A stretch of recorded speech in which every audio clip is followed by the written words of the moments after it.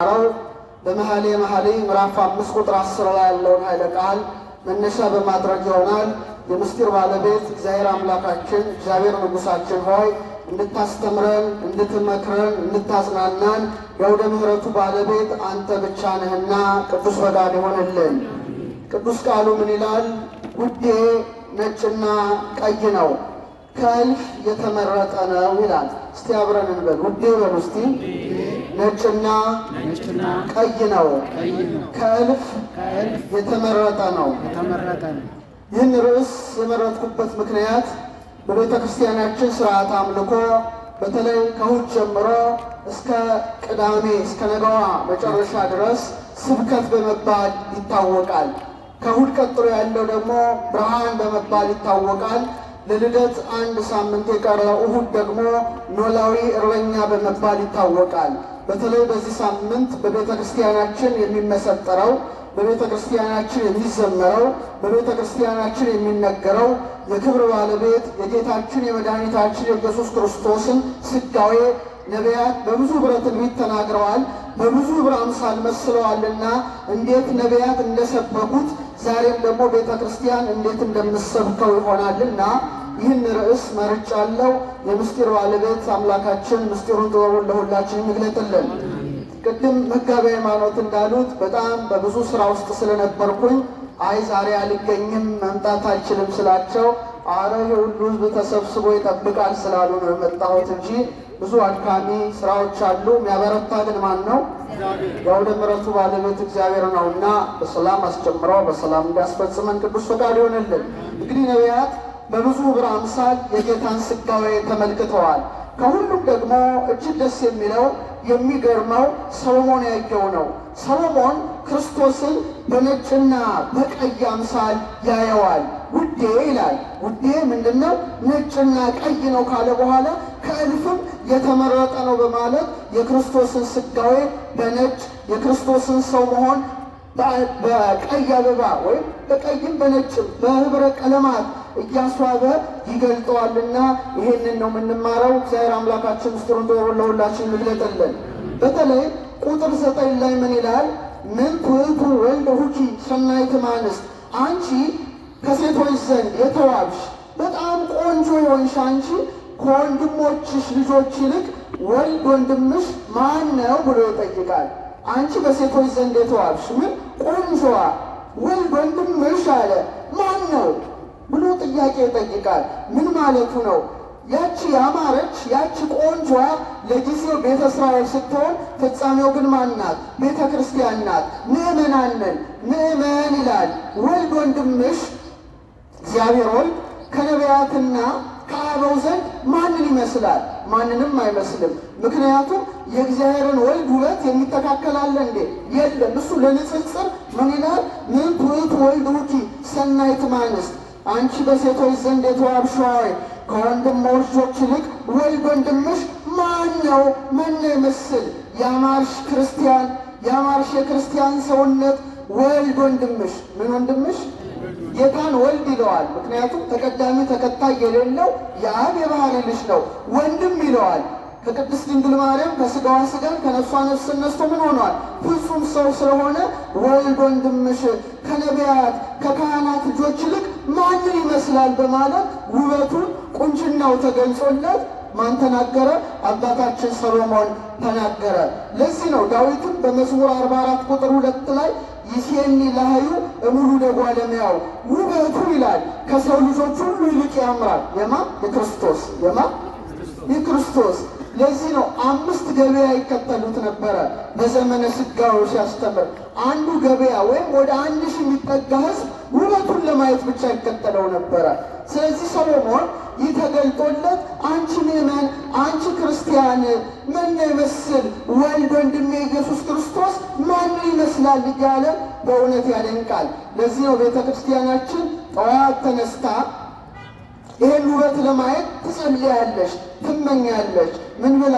ኢየሱስ ክርስቶስ ጥዑመ ስም ለዘይጼውዖ፣ ኢየሱስ ክርስቶስ ለሚጠራው ስሙ ምንድን ነው? የጣፈጠ ነው።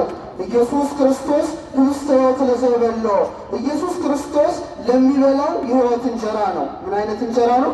የሕይወት እንጀራ ነው። ኢየሱስ ክርስቶስ ጽዋ መድኃኒት ለዘይሰትዮ ኢየሱስ ክርስቶስ ለሚጠጣው የመድኃኒት ጽዋ ነው። ሥጋው ለመብላት ያማረ ነው፣ ደሙ ለመጠጣት የጣፈጠ ነው።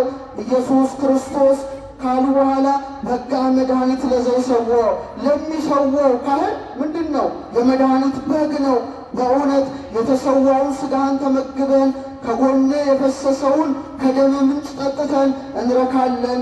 ኢየሱስ ክርስቶስ በግ ዘቀራንዮ የቀራንዮ በግ ኢየሱስ ክርስቶስ ሆይ ለላሄ ገጽከ ንትሜነይ ከመ ንርአዮ የፊትህን ውበት እናየው ዘንድ እንመኛለን። ደስ አይልም ጸሎቱ? ምንህን እናይ ዘንድ? ኢትዮጵያዊ የኢትዮጵያ ኦርቶዶክስ ተዋሕዶ ቤተክርስቲያን በጠዋት ተነስታ የምታቀርበው ምስጋና ነው።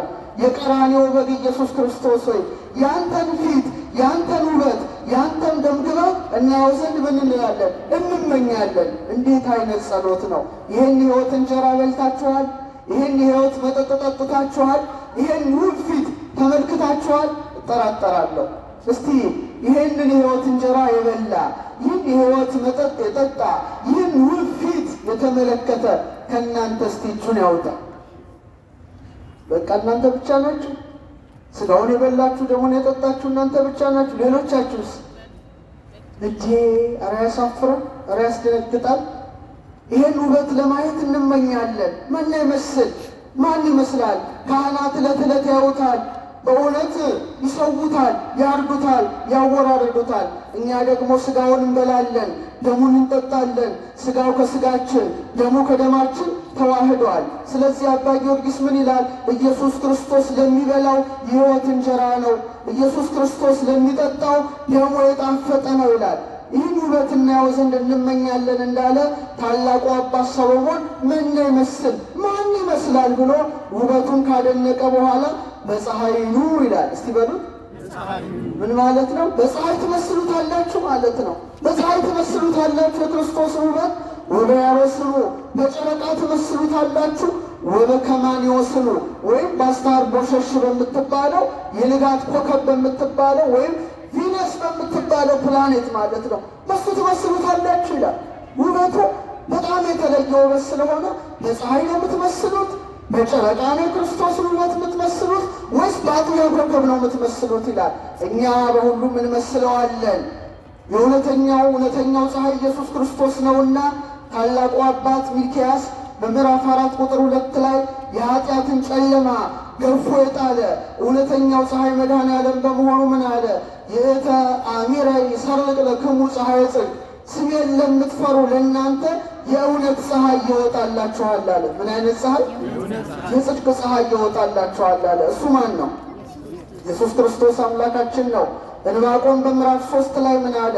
ብርሃኑ ሰማያትን ከድነዋል፣ ምስጋናው ምድርን መልቷል፣ ጸዳሉም እንደ ብርሃን ነው፣ ጨረር ከእጁ ወጥቷል ይላል። ይሄ ማን ነው? የድንግል ማርያም ልጅ መድኃኔዓለም ነው። ስለዚህ በፀሐይ ነው ይላል ሰሎሞን። ይህንን አምላክ በፀሐይ ትመስሉታላችሁ ይላል። እውነት ነው። ሰሎሞን በፀሐይ መስሎ አልቀረም። በምድር ላይ ሲመላለስ የኔና የእናንተ አምላክ ኢየሱስ ክርስቶስ ታቦር ተራራ ላይ ጌትነቱን በገለጠ ጊዜ ፊቱ እንደ ፀሐይ ምን ይላል? አበራ ይላል። አያችሁ? ወአብርሃ ገጹ ከመ ፀሐይ፣ ፊቱ እንደምን አበራ? እንደ ፀሐይ አበራ። እውነተኛው ፀሐይ ማን ነው? እሱ ራሱ ነው። ወአልባሲሁኒ ኮነ ጸዓዳ ከመ በረድ፣ ልብሱም እንደ በረዶ ምን ሆነ? ነጭ ሆነ ይላል። ንጹሐ ባሕርይ አምላክ ስለሆነ። ስለዚህ ሰሎሞን ምን አለ? ይሄ ነጭም ቀይም የሆነ ውዴ አለ ከእልፍ የተመረጠ ነው። በምን ትመስለዋለሽ አንቺ ምእመን? በፀሐይ ነው በማለት ያደንቃል። በዚህ ነው ቤተ ክርስቲያናችን በኪዳን ጸሎት ላይ አምላኳ ንጉሷ ብርሃኗ ሕይወቷ ኢየሱስ ክርስቶስን ምን ትለዋለች? ፀሐይ ዘኢየዐርብ፣ የማይጠልቅ ፀሐይ። ምን አይነት ፀሐይ? እችኛዋ ፀሐይ ትጠልቃለች፣ እሱስ አይጠልቅም። የማይጠፋ ብርሃን ዘወትር በቅዱሳን አድሮ የሚያበራ ፀሐይ። እሱ ማን ነው? የድንግል ማርያም ልጅ ኢየሱስ ክርስቶስ ነው። አሁን ወደ ላይ ቀና ብለን ስንመለከት ይሄ በሰማይ ላይ ተጽፎ እናነባለን። በምን ላይ? መጽሐፍ ቅዱስ ላይ የእግዚአብሔር ቃል ተጽፏል፣ እናውቃለን፣ እናምናለን። በሰማይ ላይስ አሁንም ተጽፏል፣ እናምናለን፣ እናውቃለን። ይህንን ነቢያትና ሐዋርያት ጽፈውታል። ከዋክብትን ግን ማን ጽፎታል? ራሱ እግዚአብሔር በጣቱ ጽፏቸዋል። ለዚህ ነው ዳዊት ምን ይላል በመዝሙር 18 ላይ ሰማያት ይነግራ ስብሐተ እግዚአብሔር። ሰማያት አለ የእግዚአብሔርን ክብር ይናገራሉ። የማን የእግዚአብሔርን ክብር። ጠፈርም አለ የእጁን ሥራ ያወራል። ስለዚህ በቀን የምናያት ፀሐይ፣ በሌሊት የምናያቸው ጨረቃና ከዋክብት እያንዳንዳቸው የማንን ሥራ ይመሰክራሉ? የእግዚአብሔርን ሥራ ይመሰክራሉ። ስለዚህ ስለ እውነተኛው ፀሐይ ስለ ክርስቶስ ማን ትሰብካለች? ምሳሌ የሆነችው ፀሐይ ትሰብካለች። ፀሐይ ትልቅ መምህርት ናት። ትልቅ ወንጌላዊት ናት። ፀሐይ እግዚአብሔር አምላክ ፀሐይን በስንተኛው ቀን አመጣ? እስቲ ንገሩን። እሑድ ናት። እሑድ ነው የመጣው? እስቲ እሑድ የምትሉ እጅ አውጡ። ፀሐይ የተፈጠረችው መቼ ነው? በጣም እኮ ቀላል የመጨረሻ በጣም የመጨረሻ ቀላል ጥያቄ እኮ ነው እየጠየቅኳቸዋለሁ። ፀሐይ መቼ ተፈጠረች? የበረደውን የምታሞቅ የጨለማውን የምታስለቀቅ የተሰወረውን የምትገልጠዋን ፀሐይ እግዚአብሔር መቼ አመጣት? በስንተኛው ቀን? በአራተኛው ቀን። በስንተኛው ቀን? በቃ ይሄ ማለት ትልቅ የወንጌል ትምህርት ነው። ስለ እውነተኛው ፀሐይ ስለ ፈጣሪዋ ምሰብክ ስለሆነች ፀሐይ በስንተኛው ቀን መጣች? በአራተኛው ቀን ከወደ ምስራቅ በአራተኛው ፔትሮስ ላይ እግዚአብሔር አስገኛት። እቺ ፀሐይ ትልቅ መምህርት ናት።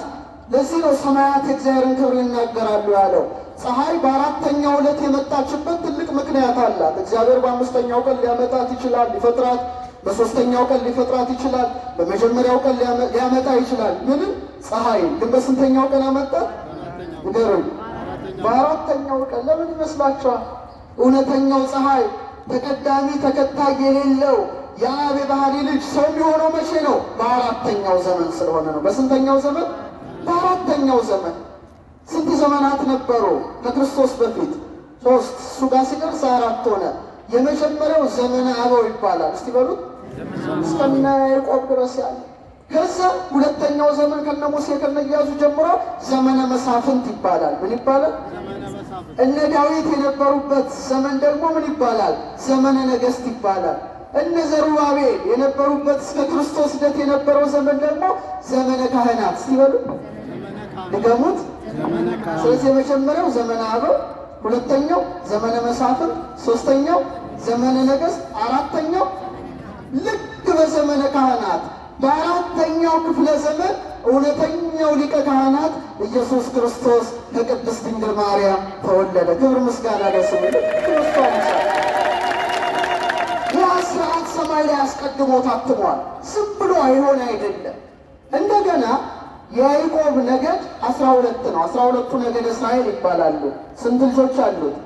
12 ያዕቆብ። ጌታ ሰው የሆነው ከስንተኛው ልጁ ይመስላችኋል? አሁንም ከአራተኛው። የመጀመሪያው ስሙ ሮቤል ይባላል። ሁለተኛው ልጁ ስሙ ስምዖን ይባላል። ሶስተኛው ልጁ ስሙ ሌዊ ይባላል። አራተኛው ይሁዳ ይባላል። ማን ይባላል? ምስፍና ምልክና ከሱ ወገን የሆነ አራተኛው ይሁዳ ተወለደ። ስንተኛው? አራተኛ ልጅ። አሁንም ደግሞ ልክ ጌታ እውነተኛ ፀሐይ ነውና ፀሐይ በአራተኛው ዕለት እንደመጣች የይሁዳ አንበሳ የተባለ ኢየሱስ ክርስቶስም በአራተኛው የያዕቆብ ልጅ ምን ሆነ? በኩል ከተገኘች ከቅድስት ድንግል ማርያም ያለ አባት ተወለደ። ስለዚህ መጀመሪያ ምስጢሩን ያስቀመጠው የት ላይ ነው? ፀሐይ ላይ። እስቲ በሉ ፀሐይ ላይ። ታላቁ ሊቅ ቅዱስ ያሬድ ምን ይላል? በተለይ ድጓ በሚባል መጽሐፉ ላይ ዘእስጢፋኖስ ላይ እምስሮ እሴ ፀሐይ ሰረቀ፣ ከእሴ ባህሪ አለ ፀሐይ ወጣ፣ ወአድኃነ ዓለመ በምጽአቱ፣ በመምጣቱም ዓለምን አዳነ። ብርሃን ዘእምብርሃን ዘመጽአ ውስተ ጽልመት ክብሮሙ ለቅዱሳን፣ የቅዱሳን ክብራቸው ከሰማየ ሰማያት የወረደው እውነተኛው ብርሃን ማን ነው? የድንግል ማርያም ልጅ እውነተኛው ፀሐይ ኢየሱስ ክርስቶስ ነው። ክብር ምስጋና ለስሙ ይሁን። ስለዚህ ድንግል ማርያም በምን ትመሰላለች? በሰማይ። በምን? በሰማይ ላይ ምን አለ? ፀሐይ እንደሚገኝ ቅድስት ድንግል ማርያምም ሰማይ ሆነ ማንን ወለደችው? ሰረቀ ለነ እምኔኪ ፀሐየ ጽድቅ፣ ካንቺም እውነተኛው ፀሐይ ኢየሱስ ክርስቶስ ተወለደ አለ ቅዱስ ኤፍሬም። ረድኤቷ በረከቷ ይደረብን። አባ ጊዮርጊስም ኦ ሰማይ ዳግሚት ዘወለደቶ ለፀሐየ ጽድቅ ዘውእቱ ብርሃነ ቅዱሳን ዘሰደዶ ለጽልመት፣ ጨለማን ያስወገደው፣ ሞትን ያሳገደው እውነተኛውን ፀሐይ የወለድሽው ሁለተኛ ሰማይ ሆይ ይላታል። ስንተኛ ሰማይ? ሁለተኛይቱ ሰማይ ሆይ ይላታል። ያደንቃታል። በረከቷ ይደረብን። ስለዚህ በፀሐይ ነው ይላል ሰሎሞን። ይሄ ነው በፀሐይ ትመስሉታላችሁ ክርስቶስን ይላል። እውነት ነው እንመስለዋለን ሰሎሞን። ሌላው ፀሐይ በስንተኛው ዕለት ተፈጠረች? ድገሙት። በአራተኛው ዕለት። በደንብ አስተውሉ። እውነተኛው ፀሐይ ኢየሱስ ክርስቶስ ደግሞ በስንተኛው ወር ተወለደ? መልስ ስጡኝ። በስንተኛው ወር? በአራተኛው ወር። መስከረም፣ ጥቅምት፣ ህዳር፣ ታኅሳስ በአራተኛው ወር ተወለደ እውነተኛው ፀሐይ ማለት ነው። ፀሐይ በአራተኛው ዕለት እንደመጣ እውነተኛው ፀሐይ በአራተኛው ወር ላይ ተገለጠ። በተለይ ይሄ ወር እጅግ የተለየ ወር ነው። ክርስቲያኖች ታኅሳስ አባቶቻችን ለይተው ይህን ወር ታኅሳስ ያሉበት ትልቅ ምክንያት አላቸው። ዝም ብሎ አይነት አይደለም። ታኅሳስ እስቲ በሉ። እንዴት ደስ የሚል ስያሜ ነው። ሐሰሰ ማለት በግዕዝ ቋንቋ ፈለገ ማለት ነው። ሐሲስ አስሶት ካለ የግዕዝ ንዑስ አንቀጽ ነው የምናወጣው። ታኅሳስ ማለት የማሰስ ወራት። የምን ወራት? የማሰስ የመፈለግ ወራት ማለት ነው። የሚታሰስ አለ ማለት ነው። የሚፈለግ አለ፣ ፈላጊ አለ፣ ተፈላጊ አለ። ፈላጊዎቹ ማን ይመስሏቸዋል? ሰብአ ሰገል። ተፈላጊው ማን ነው? እውነተኛው ፀሐይ ክርስቶስ ነው። መሪው ምንድን ነው? ኮከብ ነው። የማቴዎስ ወንጌል ምዕራፍ 2 ላይ አይቴሃሎ ዘተወልደ ንጉሥ አይሁድ፣ የተወለደው ንጉሥ ወዴት አለ? እስመ ርኢነ ኮከበ ዚአሁ በምስራቅ ወመጻእነ ከመ ንስግድ ሎቱ፣ የእርሱን ኮከብ በምስራቅ አይተን ለእርሱ ልንሰግድ መጥተናል ብለው አስሰው ማንን አገኙት? እውነተኛውን ኮከብ፣ እውነተኛውን ፀሐይ ኢየሱስ ክርስቶስን አገኙት ነው። ስለዚህ ፀሐይ በስንተኛው ዕለት መጣች? በስንተኛው ዕለት መጣች? በአራተኛው ክፍለ ዘመን በዘመነ ካህናት፣ በአራተኛው ትውልድ በነገደ ይሁዳ፣ በአራተኛው ወር የሚወለደው ኢየሱስ ክርስቶስን ጠቋሚ ያደርጎታል ማለት ነው። ምን? ፀሐይ። በፀሐይ ኑ፣ በፀሐይ ትመስዪዋለሽ ማለት ይሄ ነው። ሌላው ታኅሳስ አራተኛ ወር ላይ ለየት ያለ ነገር በሰማይ ይከናወናል። ምንድን ነው ስትሉ ቀኑ ምንድን ነው? ቶሎ ይመሻል። አይመሽም? የገና ጀንበር ሲባል ታውቃላችሁ፣ ቶሎ ይመሻል፣ ቶሎ ይጨልማል። ሰኔ አካባቢ ደግሞ ቶሎ አይመሽም። በአሁኑ ሰዓት ለምሳሌ 1 ሰዓት ምናምን ጉዳይ ሰኔ ላይ ብርሃን አለ። አሁን ግን ቶሎ ምን ብሏል? ጨልመዋል። ለምንድን ነው የሚጨልመው? ለምን? በሚጨልምበት ወር ጌታ ተወለደ። በተለይ ደግሞ በ182 ቀን አንዴ የዓመቱ አጭር ቀን ይከናወናል። በዚህ ወር ውስጥ ማለት ነው። እኛ ምድር ወገብ ላይ ኢኩዌተር ላይ ስላለ ብዙ አናውቅም እንጂ ወደ አውሮፓ ብትሄዱ ከቀኑ 9 ሰዓት ላይ ጭልምልምልም ይላል። ወደ ሰኔ አካባቢ ደግሞ ብትሄዱ እስከ ምሽቱ 5 ሰዓት አካባቢ ብርሃን አለ። እኛ መሀል ላይ ስለሆነ ብዙ አናውቀው እና በጣም የሚገርመው ፀሐይ ስቅስ ቆይ ከፀሐይ በፊት እስቲ በመብራት ልመስልላችሁ። መብራት ከፍ ሲል ነው የሚያበራው ወይ ዝቅ ሲል ነው? ከፍ ሲል በጣም ያበራል። ዝቅ ሲል ብዙ አይበራም፣ ቶሎ ያጥራል አይደል? ብዙ ብርሃኑ ላይቱ እስከዚች እስከዛች ቢደርስ እንጂ በጣም ሰፊ ሆኖ አይበራም። ለዚህ ነው ከፍ ብሎ መብራት የሚሰቀለው። ታኅሳስ ላይ ቀኑ የሚያጥረው ምንድን ነው? ፀሐይ ከምህዋሯ ምን ትላለች? ዝቅ ትላለች። ምን ትላለች? ፀሐይ ከምህዋሩ ዝቅ ብሎ በሚያበራበት ወር ላይ እውነተኛው ፀሐይ ዝቅ ብሎ በምን ተወለደ? በከብቶች በረት ተወለደ። ምሳሌው ፀሐይ ላይ ያስቀመጠው እርገቱን ግንቦት ያደረገው ለዚህ ነው። ግንቦት ፀሐይ ከምህዋሯ ከፍ እንደምትል እውነተኛው መሲህ ኢየሱስ ክርስቶስ እየተመሰገነ በልዕልና ምን ሆነ? እርገቱን አደረገ። እርገቱን በታኅሳስ እርገቱን በግንቦት ያደረገው ለዚህ ነው። ታላቁ አባት ቅዱስ ያዕቆብ ዘስሩግ በተለይ የክርስቶስን ልደት በተናገረበት መጽሐፉ ላይ ምን ይላል? ፀሐይ አለ ብርሃኗ እንደምትነሳበት በዚህ ወር ውስጥ አለ እውነተኛው ብርሃን ክርስቶስ ምን ሆነ? ተወለደ ይላል። አያችሁ፣ እውነተኛው ፀሐይ መጣ። ፀሐይ ብርሃኗን ስትነሳ እውነተኛው ፀሐይ ማን መጣ? ኢየሱስ ክርስቶስ መጣ። ፀሐይ ይላል ከፍ ወዳለው አጽናፍ በምትወጣበት በዚህ ወር ውስጥ የብርሃን ጸዳል እግዚአብሔር ወልድ አለ በበረት ውስጥ ተወለደ ይላል። በምን ውስጥ ተወለደ? በበረት ውስጥ ተወለደ። አሁን ብርሃኑ ነው ወይስ ጨለማው ቢበዛውን? ታኅሳስ ላይ ኧረ ቀላል ጥያቄ ነው። ሌሊቱ በጣም ረዥም ነው፣ ቶሎ ይመሻል። ጨለማ በሚመላለስበት በዚህ ወር ማን ተወለደ? እውነተኛው ፀሐይ ተወልዶ ጨለማን ዲያብሎስ እንድነሳው። ክብር ምስጋና ለአምላክ። ምን ተሸነፈ? ጨለማ ረጅም ጨለማ በሚሆንበት በዚህ ወር ውስጥ እውነተኛው ፀሐይ መጥቶ ጨለማን ምን አደረገው? ድል ነሳው ይላል። በእውነት ቀኑ በሚቀንስበት መዓልቱ በሚቀንስበት በዚህ ወር ሰዎች ሁሉ ከጸጋ ምን ሆነው ነበረ? ቀንሰው ነበረ፣ ወለው ነበረ። ያን ጉድለታቸውን ሊመላ እውነተኛው ፀሐይ ኢየሱስ ክርስቶስ ከቅድስት ድንግል የት ተወለደ? በከብቶች ንገሩን፣ በከብቶች በረት ተወለደ ይላል። እውነተኛው ፀሐይ በበረት ውስጥ አበራ። ያን ጊዜ ጨለማ ምን ሆነ? ለፀሐይ ቦታውን ለቀቀ። ፀሐዩ ማን ነው? ክርስቶስ ነው። ለምን በሌሊት ተወለደ ይላል ሊቁ።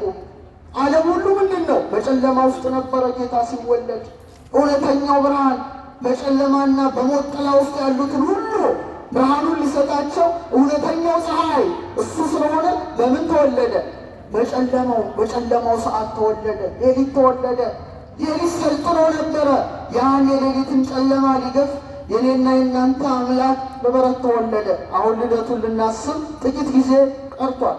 ሌላው ይሄ ወር አራተኛው ወር እኛ ሀገር ነው። ብዙ አናውቅም። እኛ የሚገርማችሁ ብዙ ነገር አናየም። መሀል ላይ የሆነ ሰው እኮ ብዙ አያውቅም። ወደ ሌላ ሀገር ብትሄዱ በጣም ቀዝቃዛ ነው። አሁን ኢየሩሳሌም ብትሄዱ ክረምት ነው። ቤተልሔም ብትሄዱ አሁን በጣም ቀዝቃዛ ነው። ቅጠሉ ብታዩ ረግፎ እንደ አጥንት ነው የሚቀረው። ስኬለተን ዝም ብሎ ግንድ እንጂ ቅጠል የለም። በሙሉ ይረግፋል። አውሮፓ ብትሄዱ፣ አሜሪካ ብትሄዱ አሁን ክረምት ገብቷል። እኛ ጋር ነው በጋ። ቤተልሔም እስራኤል ብትሄዱ አሁን ክረምት ነው። በጣም ይቀዘቅዛል። ቅጠሎች ሁሉ ይረግፋሉ። የሰማችሁ?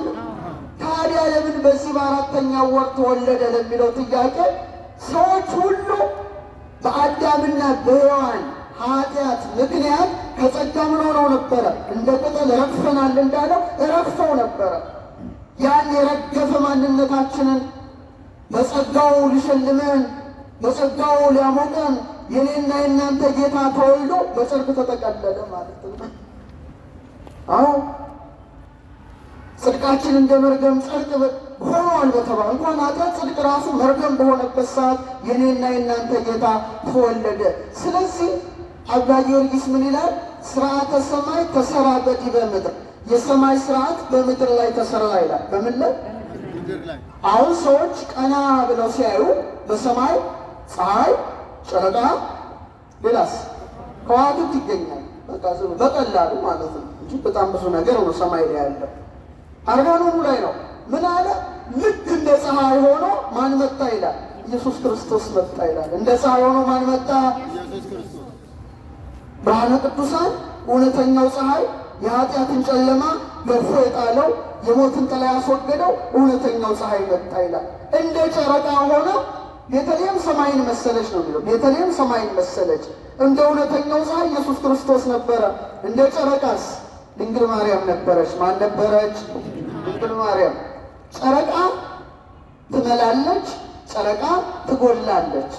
ማኅተመ ድንግልናዋ ምሉ የሆነ እውነተኛዋ ጨረቃ ማን ተገለጠች?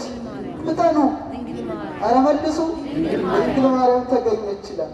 ህየንተ ከዋክብተ ሰማይ አስተርአዩ መላእክተ እግዚአብሔር። በሰማይ ከዋክብት ፈንታ ማን መጡ? መላእክት ከሰማይ ወረዱ። የት? ቤተልሔም። ልደት ቀርቧል። ተስፋችን ቀርቧል። የደስታችን ጊዜ ቀርቧል። በሰማይ ላይ ፀሐይ እንዳለ ማን ተወለደ አልኳችሁ? ኧረ መልሱ። እንደ ጨረቃ ቅድስት ድንግል ማርያም፣ እንደ ከዋክብት ብርሃን መላእክት ማለት ነው። እመቤታችን ያው በጨረቃ ትመሰላለች። ታውቃላችሁ፣ ጨረቃ 4 ሰሌዳ አላት። ስንት ሰሌዳ አላት? 4 ሰሌዳ አላት። መጀመሪያ ትወለዳለች፣ ማጭድ መስላ ትታያለች፣ ፊቷን ወደ ምስራቅ ታደርጋለች። ይሄ በሶስተኛው ቀን የሚደረግ ነው።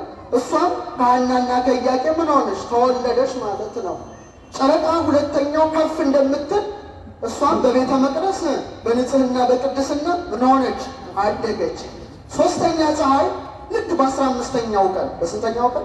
14 15 ፀሐይ በምዕራብ አድማስ ይሆናል፣ ጨረቃ በምስራቅ ላይ ትሆንና ሙሉ የፀሐይ ብርሃን ጨረቃ ላይ ሲያበራ ጨረቃ ምን ትባላለች? ምልአተ ወር ሙሉ ሆነች ይባላል። ምን ሆነች ይባላል? በ15ኛው ቀን እመቤታችንም ልክ በ15 ዓመቷ ማለት ነው። ልክ በ15 ዓመቷ ቅዱስ ገብርኤል ሲያበስራት እውነተኛው ፀሐይ ኢየሱስ ክርስቶስ በማኅፀኗ አደረ ማለት። ከዛ ጨረቃ 15 ቀን በኋላ ጉድለት እያሳየች እንደምታል እሷም ጌታን እውነተኛውን ፀሐይ ወልዳ እሱም ደግሞ ነዋት እናት ካለው በኋላ 15 ቀን በቤተ ዮሐንስ አርፋ ተቀምጣ በ64ኛው ዓመቷ ላይ አርፋለች። በኋላም በ3ኛው ቀን ተነስታል። በረከቷ ይደረብን። አመስግኗት ጸሎታ። ስለዚህ ነው በፀሐይ ኑ ይለዋል ጌታን። በፀሐይ መስሏል። ስለዚህ መጽሐፍ ቅዱስ ሰማይ ላይ ተጽፎልሃል ነው። ቀና ብለህ ማየት ያንተ ድርሻ ነው። ሌላው ቀን ለ4 ይከፈላል። አሁን ፀሐይ በስንተኛው ዕለት መጣች? ድገሙት። ቀን ለስንት ይከፈላል? ለ4 ይከፈላል። አንድ ቀን ምንለው ለ4 ይከፈላል። ሰዓተ ማልቶ አንደኛው ከ12 ሰዓት እስከ 3 ሰዓት፣ ከ3 ሰዓት እስከ 6 ሰዓት፣ ከ6 ሰዓት እስከ 9 ሰዓት፣ ከ9 ሰዓት እስከ 12 ሰዓት። ይሄ ነው ሰዓተ ማልት ለ4 ነው የሚከፈለው። እያንዳንዱ ሰዓት ዝም ብሎ የመጣ አይደለም ነው። እያንዳንዱ ሰዓት ስለ ክርስቶስ ነው የሚመሰክረው። ሁሉ በእርሱ ተጋጥሟል ይላል። ከ12 ሰዓት እስከ 3 ሰዓት ያለው ሰዓት የነቢያትን ዘመን ይወክላል። የምንን ዘመን? በደንብ አስተውሉ። የነቢያትን ዘመን ይወክላል። ለምን? ጎህ ቀደደ ይባላል። ጨለማ ነበረ። ከዛ በምስራቅ አድማስ ቀይ የሆነ ብርሃን የመጣ ያኔ ጨለማው መራቁን ብርሃን መቅረቡን ሰዎች ምን እያሉ ይመጣሉ? እያሰቡ ይመጣሉ። ነቢያትም ተስፋ ነበራቸው። ማን ይወለዳል? እውነተኛው ፀሐይ ይወለዳል እያሉ ትንቢት ይናገሩ ነበረ። የተአምረ ሰረቅ ለክሙ ፀሐይ ጽድቅ፣ የእውነት ፀሐይ ያወጣላችኋል እያሉ ይመሰክሩ ነበረ። ከ1 ሰዓት እስከ ስንት ሰዓት? ከ12 ሰዓት እስከ ስንት ሰዓት? እስከ 3 ሰዓት ያለውን ሰዓት አስቡ። ይሄ የነቢያት ጊዜ ነው። ይሄ የተስፋ ጊዜ ነው። የንጋት ኮከቡ ክርስቶስ ይወለዳል ብለው ትንቢት የተናገሩበት ጊዜ ነው። ብዙም ድምቀት የለውም አይደለም። ከ1 ሰዓት እስከ 3 ሰዓት ብዙም አይሞቅም፣ ግን ተስፋ አለው። ሙቀት አለ። የጠዋት ፀሐይ አለች፣ ግን ክርር የምትል አይደለችም። እነሱም ከእውነተኛው ዘመነ ሥጋዌ ያልደረሱ በተስፋ ብቻ ነው የሚመለከቱት። ለዚህ ነው ለምሳሌ እመቤታችንን ሲያይ ሰሎሞን መኑ ይእቲ ዛቲ እንተ ትሄውስ ከመ ጎህ፣ እንደ ጎህ የምትጎበኝ ይህች ማን ናት ይላል። ምትጎበኝ ትሄውስ ካለ ምትጎበኝ ጎህ ናት ይላታል ድንግል ማርያም። ምንድን ናት? ጎህ። በቃ ጎህ ማለት ፀሐይ ሊመጣ መሆኑን የመቃረቢያ ምልክት ነው። እውነት አሰብ ጎህ መጣ ማለት ጠዋት ላይ ፀሐይ ሊወጣ ነው ማለት ነው። እሷም እውነተኛው ፀሐይ ክርስቶስ ከመምጣቱ በፊት 15 ዓመት ቀድማ ተገኝታለች ምድር ላይ። ጎህ አድርጓታል። አሁን ቀጥሎ ከ3 ሰዓት ከ3 ሰዓት እስከ 6 ሰዓት ነው። በዚህ ሰዓት ፀሐይም ይሆናል ብሩህ ሆኖ ይገለጣል። በዓይንም በደንብ ተደርጎ ይታያል። ይህ ምንድን ነው? ዘመነ ሥጋዌ ነው። ልክ 3 ሰዓት ላይ የእግዚአብሔር መልአክ መጣ። ዝም ብሎ አይደለም ሰዓቱ። ልክ 3 ሰዓት ላይ ነው ቅዱስ ገብርኤል የመጣው። ያ ስለ ፀሐይ አዋጅ የሚያውጀው መልአክ መጣ ከእግዚአብሔር ዘንድ ተልኮ በድንግል ማርያም ፊት ቆሞ ምን አለ? ጸጋን የተመላሽ ደስተኛይቱ ምን ይበልሽ? ደስ ይበልሽ፣ እግዚአብሔር ካንቺ ጋር ነው፣ ከሴቶች ተለይተሽ ቡርክት ነሽ። እሷም ትጠይቀዋለች። ስለ እውነተኛው አምላክ ይነግራታል። መጨረሻ ምን አለች ድንግል ማርያም? ይኩነኒ በከመ ትቤለኒ ነየ አመተ እግዚአብሔር፣ እኔ እግዚአብሔር አገልጋዩ ነኝ፣ እንደ ቃልህ ይሁንልኝ ይደረግልኝ ብላ ልክ ቃሏን ስታሰማ እውነተኛው ፀሐይ ኢየሱስ ክርስቶስ 3 ሰዓት ላይ በማኅፀኗ ተጸነሰ። ክብር ምስጋና ለእሱ። ከ3 ሰዓት እስከ 6 ሰዓት ዘመነ ሥጋዌው ነው። እሱም 3 ዓመት ከ3 ወር ነው ወንጌልን ያስተማረው። እውነተኛው ፀሐይ ዝም ብሎ የተዘባረቀ ነገር የለም፣ ራሱ ባወቀ ያደረገው ነው። ቀጥሎ ከ6 ሰዓት እስከ 9 ሰዓት። ይሄ ደግሞ ስቅለቱ ነው። ስቅለቱ ሰዓት ነው። ልክ ከ6 ሰዓት እስከ 9 ሰዓት ምን ሆነ ይላል? ጨለማ ሆነ ይላል። ለምን? ልክ 6 ሰዓት ፀሐይ ምንድን ነው የምትሆነው? እግዚአብሔር ይስጥዎት። ፀሐይ በምናችን ፊት ትሆናለች? በአናታችን ፊት ቀጥላ ሴንተሩ ላይ ማይከሉ ላይ ጥላችን አጭር ነው አይደል የምትሆነው? ፀሐይ በምናችን ትክክል ግርር ያለ ቀትር ነው። በመሀል አናታችን ትክክል ትሆናለች። ስንት ሰዓት ላይ? ድገሙ። ስንት ሰዓት ላይ? ልክ ከቀኑ 6 ሰዓት ላይ በተመሳሳይ መልኩ ፀሐይ በማይከለ ሰማይ ላይ እንደምትሆን በማይከለ ምድር በቀራንዮ ላይ የምድር ምርት በሆነው በቀራንዮ ላይ የመሬት ሴንተር በሆነው በቀራንዮ ላይ ከሰማይ ዝቅ ከምድር ከፍ ብሎ እውነተኛው ፀሐይ ሲሰቀል በችኛዋ ፀሐይ ጨለመች። ክብር ምስጋና ለስሙ። ይሄ ነው ሰዓት ስቅለቱን አደረገ። ከ6 ሰዓት እስከ 9 ሰዓት ሶስተኛው ደረጃ እንደሆነ በተመሳሳይ መልኩ እውነተኛው ፀሐይ ለድህነተ ዓለም ቀራንዮ ላይ ተሰቅሎ ሥጋውን ሲቆርስ ደሙን ሲያፈስ ፀሐይ ምን ሆነች ይላል?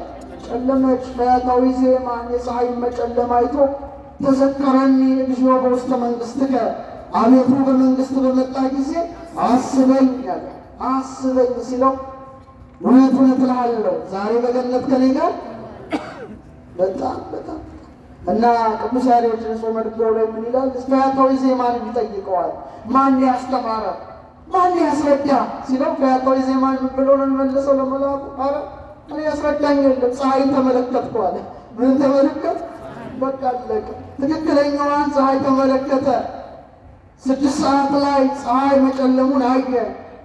በማይከለ ሰማይ የምትሆነው ፀሐይ ጨልማለች። ለምን? በማይከለ ምድር የተሰቀለው ዋናው እውነተኛው ፀሐይ ክርስቶስ ነው። ቀጥሎ ያለው ክፍል ከ9 ሰዓት እስከ 12 ሰዓት ያለው ክፍል ነው። ይሄ ሰርክ ሰዓት ነው።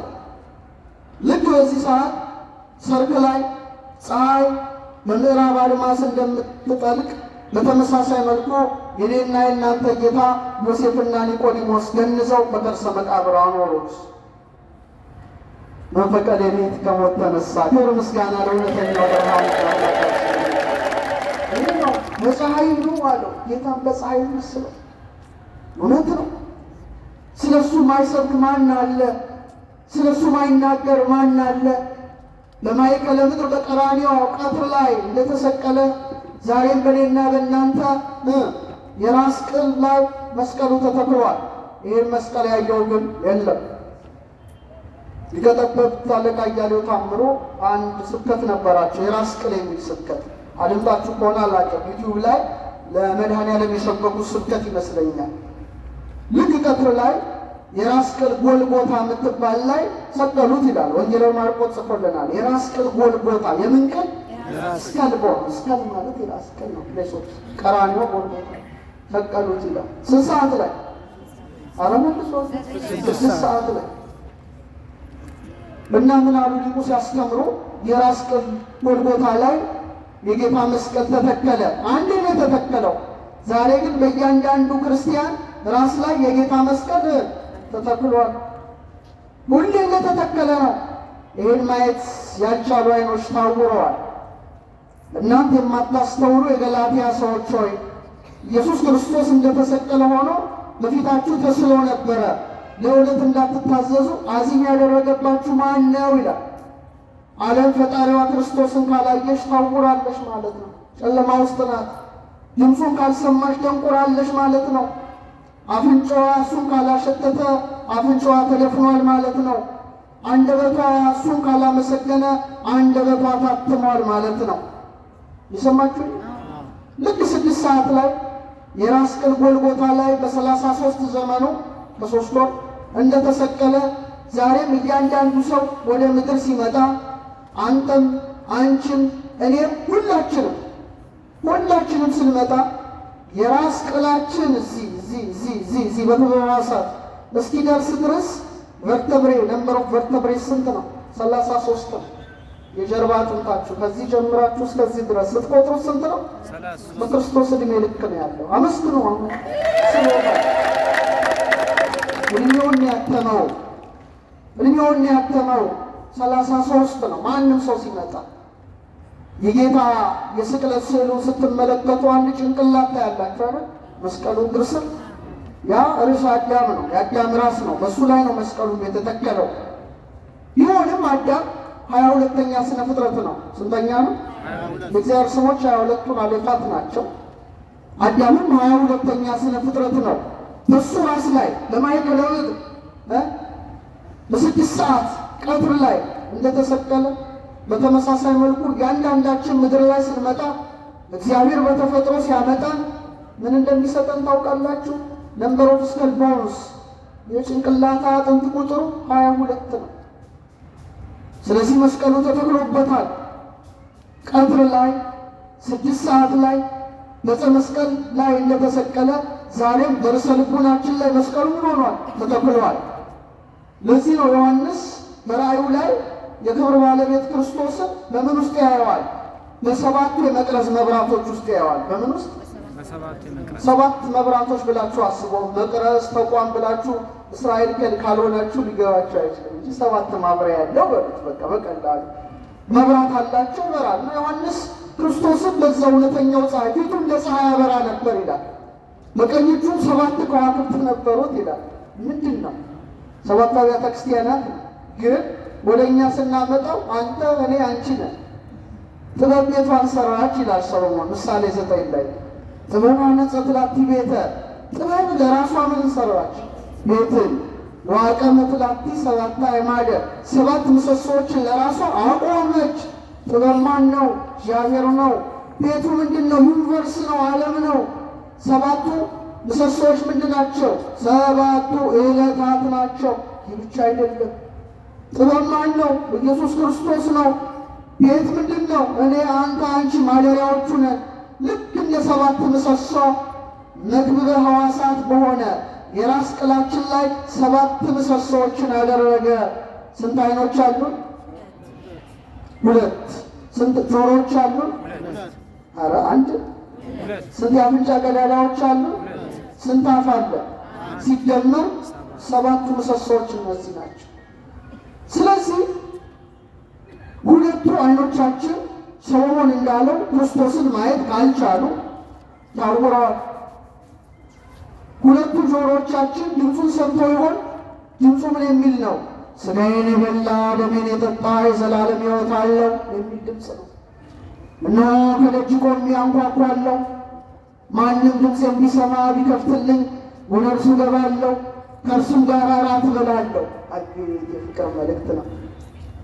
የበጎች እረኛ እኔ ነኝ የሚል ድምፅ ነው። ይሄን ያልሰማ ጆሮ ደንቁሯል። 2 የአፍንጫ ቀዳዳዎቻችን መዓዛ ቁርባኑን አሽትተዋል። ወጣቶች ያሽተዋል ወይ? ምንድን ነው አፍንጫችን እያሸተተ ያለው? ሽቶ ነው። በወጣትነት እድሜያችን ልክ እንደነ እስጢፋኖስ መዓዛ ቁርባኑን ማሽተት ነበረብን። አልታደልንም ለዚህ። ልክ 80 ዓመት ሞልቶ ሲያስቀይም ቤተሰብ አዝሎ አፍ እንዲተከፍቶ ለመቁረብ ሲመጣ ምን መሆናችን ነው? አፍንጫችን እሱን ካላሸተተው ተደፍኗል። ሽቶ ስላሸተተ ያሸታል አይደለም። አፋችን አንድ የመቅረዝ መብራት ነው። ስጋውን መብላት፣ ደሙን መጠጣት፣ የታረደውን ፍሪዳ ማጣጣም ያስፈልጋል። ስጋው የሚጣፍጥ መብል ነው ይላል አባ ጊዮርጊስ። ደሙም የሚጣፍጥ መጠጥ ነው። ያ ከመጎሮሯችን ሊፈስ ይገባል። ወጣቶችን ነው ደግሞ ምለው በተለይ ለምንድን ነው አንቆርበው? በሰሞኑ ግብፅ ነበርኩኝ፣ እዛ ተመላልሻለሁ እና ያስቀደሰ ሁሉ ይቆርባል እዛ ማለት ነው። ስጋውን ደግሞ ይቀበላል። በእርግጥ እኛም ካልቆረብን እንድናስቀድስ ትእዛዙ አያዝም። ዘይተመጠውን ቁርባን ይሰደድን ቤተ ክርስቲያን ነው የሚለው። ራሳችን እያዜምን ነው የሰማችሁ። ቅዳሴው መቀደሱ ክርስቶስን ልንበላው ልንጠጣው ልንዋሃደው ነው እንጂ ለሌላ አይደለም። እኛ ቅዳሴ ጠበል ላይ ነው ድብድቡ። ጉድ እኮ እና ለምንድን ነው እየጠየኩት ምትቆርቡት ዕለት ዕለት ስል በምን ሰዓት ሰማዕትነት እንደሚመጣ አይታወቅም። እዛ እንደኛ አይደለም። አንዱ አሸባሪ አፈንድቶ ይሞታሉ ብዙዎች። ምንድን ነው የሚሉት? ክርስቶስን ሳንበላና ሳንጠጣ ሞት እንዳያገኘን ነው። ከሄድንም ወደ እሱ በልተነው ነው ጠጥተነው ነው መሄድ ያለብን። ዝም ብሎ በንዝህላል ተቀምጦ አይደለም። እየበላ ነው ጠጥተ ነው ወደ እሱ ወደ ሰማያዊ ሙሽራ ወደ ክርስቶስ መሄድ ምን አይነት መባረክ ነው! መባረክ ነው ብለው ያስባሉ። እና ንስሐ ሲገቡ ጠይቃለሁ ሁሉ ንስሐ ስትገቡ አልቆይ ምንድን ነው ቀኖናው? ጾም፣ ጸሎት፣ ስግደት ነው እኛ የሚሰጠው ጥሩ ነው በየት እዛ ግን አይደለም።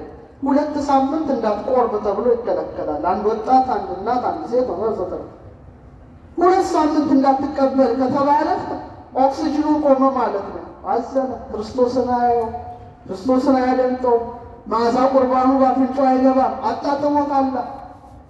2 ሳምንት ክርስቶስን ሳይቆርብ ኖረ ማለት ኦክሲጅኑ ቆመ ማለት ነው። ለዛ ክርስቲያን ያሳፍራል። ወደኛ ስንመጣ በነጠላ ብቻ የተሸፈነ አምልኮት አይሆንም። ስለዚህ መብራታችን አልበራም ነው። እውነተኛው ፀሐይ እኛ ላይ ማብራት አለበት። ስላላበራ ነው ይህ ሁሉ ሆነው። ስለዚህ የሰማችን ኦርቶዶክሳዊ በእኛም ልቡና እውነተኛው ፀሐይ እንዲያበራ ቅዱስ ፈቃዱ ይሁንልን። ሌላዎችን ነገራችሁ ትምህርት ይላጠቃል። ፀሐይ 4 ከዋክብት ታስከትላለች። ስንት ከዋክብት ይገሙት? 4ቱም ደግሞ አጅቦ 12ቱ አብረዋት ይጓዛሉ። ስንት? ለምንድን ነው ይህን ያደረገው አምላካችን? ሄኖክ በምዕራፍ 28 ቁጥር 19 ላይ እንዲህ ይላል፣ የተሰሩ 4ቱን ክፍለ ዘመን የሚለዩ ስንት ዘመን? ሲዝንስ፣ ወቅቶች ማለት ነው።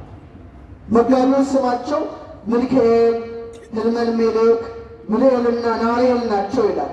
እነዚህ በሰማይ ላይ ይታያሉ። ወቅታቸውን ካወቃችሁ በአይን ይታያሉ። ምንም የሚፈልጉ አይደለም። 4 ናቸው። ስለዚህ እነዚህ 4ቱ መርሃውያን ከዋክብት 91 ቀን ከ15 ኬክሮስ ፀሐይን ይከተላሉ። ማንን ይከተላሉ? ፀሐይን ይከተላሉ። በሳይንሱ አልዴባራን፣ ሬጉለስ፣ አንታረስ፣ ፎማልሃውት ይባላሉ። በሳይንሱ ይታወቃሉ 4ቱ ታላላቅ ከዋክብት እና በተለይ አልዴባራን የሚባለው ሚልክኤል የሚባለው ነው። ማየት ከፈለጋችሁ ዛሬ አለ፣ ዛሬ ይታያል። ታይሰስ መብራት ብቻ ስለሆነ እንጂ በምስራቅ አድማስ ወደዛ ሰወር ይታያል። ቶረስ ማለት ነው። እዛ ውስጥ አለ። እዛ ውስጥ የሚያበራው ሚልክኤል ነው። ሌላው ሬጉለስ ህልመልሜሌክ ይባላል። ሊዮ ወይም አሰድ አንበሳው የክርስቶስ የይሁዳ አንበሳ መሆኑን በሚጠቁመው ኮከብ ውስጥ ህብረ ኮከብ ውስጥ ያበራል። አንታረስ የሚሉት ሳይንቲስቶቹ ምልኤል የሚባለው ኮከብ ነው። እሱ ደግሞ አቅራብ በሚባለው ኮከብ ውስጥ ያበራል። ሌላው ፎማልሃውት ናሬል ይባላል። አኳሪየስ ወይም ሌሌው የሚባለው የክርስቶስ የጥምቀቱ ምሳሌ በሆነው መናዝር ውስጥ ያበራል። ስንት ናቸው? 4 ናቸው። እነዚህ ፀሐይን እየተከተሉ በምስራቅ፣ በምዕራብ፣ በሰሜን፣ በደቡብ ወይም በ4 ወቅቶች ላይ እንደሚሰለጥኑ ስንት ወንጌላውያንን መረጠ? ንገረኝ። 4 ብቻ። አንደኛው ማን ነው? ሁለተኛው ማን ነው? ሶስተኛው ማን ነው? አራተኛው ማን ነው? ዮሐንስ ነው። በብሉይ ዘመን እውነተኛው ፀሐይ እግዚአብሔር 4 ታላላቅ ነቢያትን ኢሳይያስን፣ ኤርምያስን፣ ሕዝቅኤልን፣ ዳንኤልን እንደመረጠ ከፀሐይ የተገኘው እውነተኛው ፀሐይ ልጁ ደግሞ 4ቱን ወንጌላውያንን መረጠ። ማንን? ማቴዎስን፣ ማርቆስን፣ ሉቃስን፣ ዮሐንስን። 4ቱን ተከትለው 12ቱ መናዝል ደግሞ ፀሐይን እየተከተሉ እንደሚጓዙ ስንት ሐዋርያትን መረጠ? 12 መረጠ። በብሉይ 12 ረቂቅ ነቢያት፣ በሐዲሱ ደግሞ 12ቱ ብርሃን ከዋክብትን መረጠ። ለዚህ ነው ሰማይ የእግዚአብሔርን የእጅ ሥራ ይናገራል። እያንዳንዱ የሚገርማችሁ ፀሐይ ፍኖተ ፀሐይ አላት፣ መንገድ አላት። ዝም ብሎ አይደለም። 12ቱ ብቻ። ሌላው የተለያዩ 88 ናቸው። አንዱ በዚህ ዳር ሄዳል፣ አንዱ በዚህ፣ አንዱ በዚህ። የፀሐይን መስመር የሚከተሉ ከዋክብት ስንት ናቸው? 12 ብቻ ናቸው። ኤክሊፕቲክ ይባላል። ፍኖተ ፀሐይ እያንዳንዳቸው በ30 ዲግሪ ያሉ እንደ ሰርክል በሉ 360 ዲግሪ። በጣም ይገርማል። እሱም ስንት ሐዋርያትን መረጠ? መልሱ 12። ለዚህ ነው በጥንት ጊዜ 12 ሆነው የሚቀድሱት ካህናት። ዛሬው ነው ያለው 5 አልነበረ ወይ 12 ወይ 7 ነበር። 5 የጊዜ ብዛት ሲመጣ አይቀርም እዚህ ዓመት ነው አይሆን 7 ልዑካን ወይ 12 ልዑካን ሆነው ይቀድሳሉ። 12 ልዑካን ሆነው ከቀደሱ በ12ቱ ብሩሃን ከዋክብት አምሳል። እነዚህ ሥጋዊ ነው፣ እነዚህ ደግሞ መንፈሳዊ ነው። እነዚህ ፀሐይን ነው የሚከተሉት። እነዚህ ካህናት ደግሞ እውነተኛው ፀሐይ ሊቀ ካህናት ክርስቶስን ነው የሚከተሉት። ወይ 7 ሆነው ሊገቡ ይችላሉ። ስንት ሆነው? 7 ዕለታት አሉ። እግዚአብሔር ሁሉም በ7 አዋቅሯል። በቀኝ እጁ 7 ከዋክብት ነበሩ ይላል። ፀሐይ፣ ጨረቃ፣ 5 ፕላኔቶች የሰው ፊት ላይ 7 ነገር እንዳስቀመጠ ማለት ነው። ከቃሉ ጋር ናቸው። እግዚአብሔር ሁላችን ጋር ነው። ስለዚህ ምን አለ? በፀሐይ ትመስዪዋለሽ ካለ በኋላ ወበያኖስ ነው አለ። ደግሞ በጨረቃ ነውን ሲበሉ የጨረቃስ የራሷ ብርሃን የላትም። ብርሃን የምትቀበለው ከማን ነው? መልስ ስጡ። ፀሐይ ነው። ሰሎሞን ዳዊት ምን አለ? ዙፋኑ በፊቴ እንደ ፀሐይ ይኖራል፣ ለዘላለም እንደ ጨረቃ ይጸናል፣ ምስክርነቱን በሰማይ የታመነ ነው። መዝሙር 88 በቅንፍ 89 ከ36 እስከ 37። ጨረቃን ስታስብ ማንን ታስባለህ? ዮሐንስ መጥምቅ በዮሐንስ 1:8 ላይ ስለ ብርሃን ሊመሰክር መጣ እንጂ እሱ ብርሃን አልነበረም፣ ለሰው ሁሉ የሚያበራው እውነተኛ ብርሃን ወደ ዓለም ይመጣ ነበር። እሱ ማን ነው? ክርስቶስ ነው። የፀሐይ ብርሃን የምትቀበል ማን ናት? አረበልሱ ጨረቃ ናት። የእውነተኛውን ፀሐይ የክርስቶስን ብርሃን የተቀበለ ማን ነው? ዮሐንስ ነው። መንገድ ጠራጊው ነው። ቤተ ክርስቲያን ናት። ካህናት ናቸው። ሊቁ ምን ይላል? ካህናት ጨረቃ ናቸው ይላል። ምንድን ናቸው? ጨረቃዎች ናቸው። ጨረቃዎች ናቸው። ለምን? ጨረቃ የፀሐይን ብርሃን እንደምትቀበል ከእውነተኛው ፀሐይ ከክርስቶስ ምን ተቀብለዋል? ስልጣነ ክህነትን ተቀብለዋል። ከፀሐይ የተለየ ጨረቃ ምን የላትም? ምን የላትም? ብርሃን እንደሌላት ከእውነተኛው ከክርስቶስ ክህነትን ያልተቀበለ ብርሃን የለውም ወይም ክህነት የለውም። ለዚህ ነው የክህነት ሰንሰለት ያልተቋረጠው በዚህ ቤተ ክርስቲያን። ሌላው ተነስቶ ካህን ነኝ ይላል። አይሰራም፣ አይሆንም። በትክክለኛው መስመር የእኛ በማርቆስ በኩል የመጣ ሰንሰለት ነው እስካሁን ያልተቋረጠ። ያ ከሆነ ጨለማ ነው። ጨለማ ደግሞ ሊያበራ አይችልም። ስለዚህ ጨረቃ ሆነው ማን ተገልጠዋል? ካህናት፣ ቤተ ክርስቲያን ተገልጠዋል። ለዚህ ነው ቤተ ክርስቲያን ቅዳሴ ሲቀደስ ስርዓተ ቤተ ክርስቲያን ወይም የቅዳሴው ስርዓት ምን ይላል? 2 መብራት አንዱን በቀኝ አንዱን በግራ በመንበረ ታቦቱ ላይ አብሩ ይላል። ስርዓቱ ሰው ላይ ተጽፏል። ዙሪያውን ደግሞ የቀናሊል መብራቶች ይብሩ። ቤተ ክርስቲያን የጠፈር ምሳሌ ናት። በቀኝ የሚበራው መብራት የፀሐይ፣ በግራ የሚበራው መብራት የጨረቃ፣ ዙሪያውን የሚበራው መብራት የከዋክብት አምሳል ነው። ሰማይ አድርጎ ገልጧታል ቤተ ክርስቲያን። ወበያሮስኑ ካለ በኋላ ወበከማኔዎስኑ የመጨረሻ ነው። ወይስ በአስታርቦሸሽ አለ? እቺ ምንድን ናት? ቪነስ ናት። ዝሁራ ትባላለች። ምን ትባላለች? ዝሁራ። ዛሃረ ማለት በግዕዝ ቋንቋ አበረራ ማለት ነው። ዛሬ ያለች ግን አሁን ጠልቃለች። ታኅሳስ አካባቢ ላይ ወደ ምዕራብ ልክ ዞር ስትሉ በጣም ደምቃ በጣም አብርታ የምትታይ አንዲት ብሩህ አካል ታያላችሁ። እሷ ምንድን ናት? አስታርቦሸሽ ደግሞ ከበምዕራብ ምንላት ቪነስ የምትባለው ፕላኔት ነው። ጠዋት ደግሞ በምትታይበት ጊዜ ኮከበ ጽባህ ትባላለች። የንጋት ኮከብ። የምን ኮከብ? ልክ ፀሐይ ከመውጣቷ በፊት በምን ትታያለች? በምስራቅ አድማስ ወሯን ጠብቅ። አሁን ግን ታኅሳስ የጌታ ልደቱ ነው። ልንገራችሁ፣ በሙሉ ሰማይ ላይ የሚታዩት ከዋክብት ስለ ልደቱ ነው የሚጽፉት። እንዴት አድርጌ እንደማስረዳት እንደምችል አላውቅም። ከዋክብት ምልከታ ቢኖር ኖሮ ማሳየት ይቻላል። የሰብአ ሰገል ከዋክብት እዚህ ላይ ወጥተዋል። አሁን በስተ ምስራቅ አቅጣጫ ስትወጡ 3 ቀበቶ ይሰሩዋሉ። እነዚህ የሰብአ ሰገል አምሳል ናቸው። እና በሱ ትመስለዋለሽ ይላል ሰሎሞን። በማን? በዚች። ለዚህ ነው ራሱ ክርስቶስ በራእይ 22:16 ላይ እኔ ኢየሱስ በአብያተ ክርስቲያናት ዘንድ ይህንን ሊመሰክርላችሁ መልአክ የላኩ እኔ አለ። ደስ ሲል እኔ የሚለው ቃል እኔ የዳዊት ሥርና ዘር በማን የሚያበራው የንጋት ኮከብ ነኝ አለ። የሚያበራኝ ምን ኮከብ ነው? ራሱ ነው አለ። እኔ ራሴ የሚያበራው ንጋት ኮከብ ነኝ አለ። ፀሐይ ስታይ እሱን ታየዋለህ። ይህን የሚያበራኝ ንጋት ኮከብ ስትመለከት እሱን ታየዋለህ።